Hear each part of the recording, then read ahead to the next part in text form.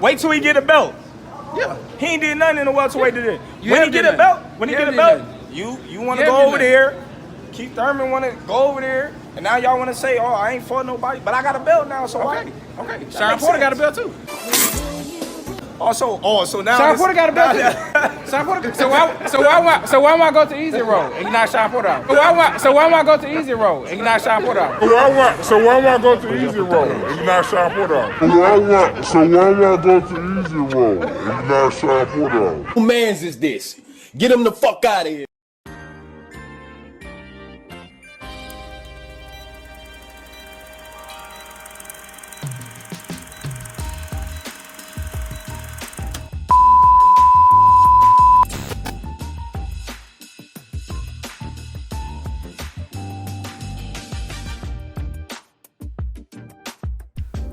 So what do I do, YouTube?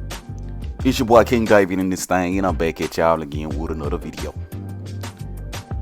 Okay, so before I get going on the video, man, y'all know what to do. Go ahead, hit the like button, and if you're new here, be sure to subscribe one time for your boy, so we can continue to grow like we need to grow on this channel, man. Y'all know what time it is, man.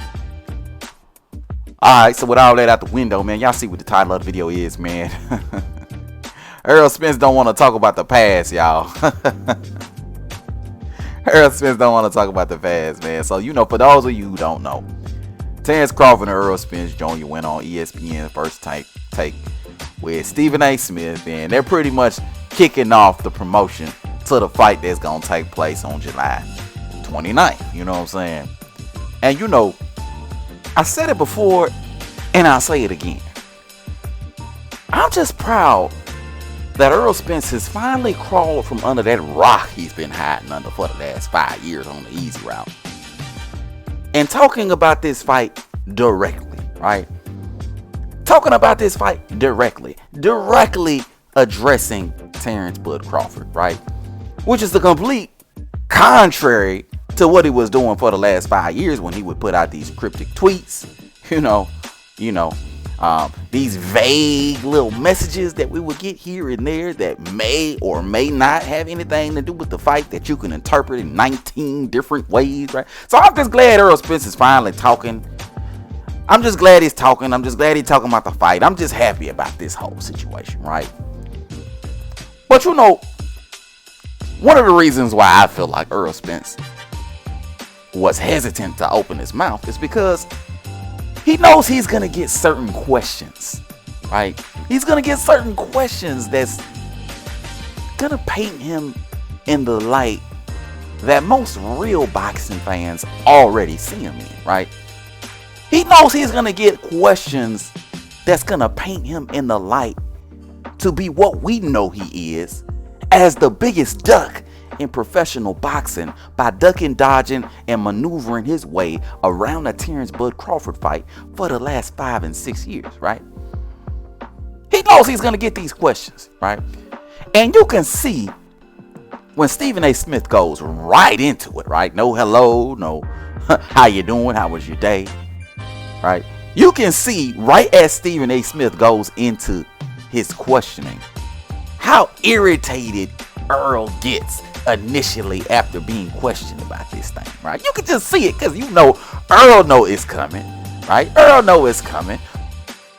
He knows that he has to figure out some sort of way that he can avoid the question without sounding weak as fuck, right? Because if he would have actually answered that question, nothing that he could have possibly said would have sounded good, right? Nothing, right? So instead of answering the question directly, Errol Spence chooses to talk about other shit, right? He chooses to go into promotion mode, right? And start talking about the fact that the fight is done now. Let's not talk about the negative. Let's talk about the positive. Let's not talk about the past. Let's talk about the future, right? Type shit, right? And I think that's absolutely hilarious, man. But you know what, man?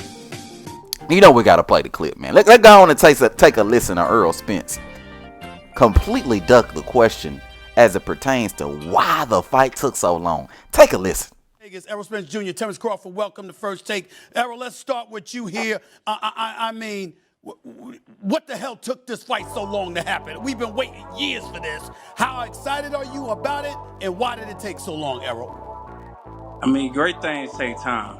I mean, we both were going through, negotiations and things, but we here now.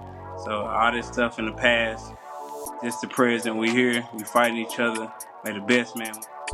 So you heard Earl. Let's not talk about the negative. Let's talk about the positive. Right? Let's not talk about the past. Let's not talk about what took so long. Right?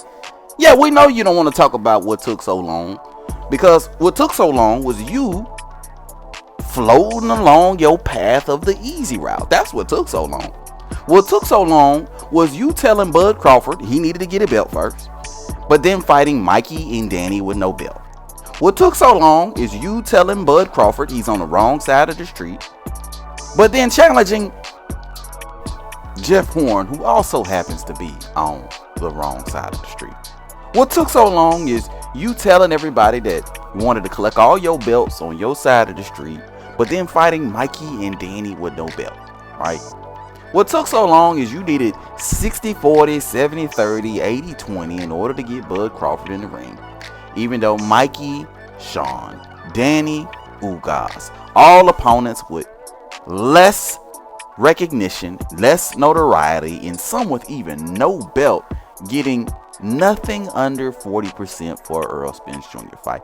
That's what took so long. What took so long is smack dab in the middle of negotiations, Al Heyman mommy getting sick and prolonging the negotiation. What took so long is y'all gave Bud Crawford, y'all offered him zero guarantee on what's supposed to be the biggest fight in professional boxing, and then on top of that, offering the man no transparency.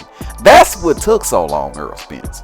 That's what took so long. I know you don't want to talk about it because it doesn't paint you in the best of lights, but that's what took so long, right? You know what I mean?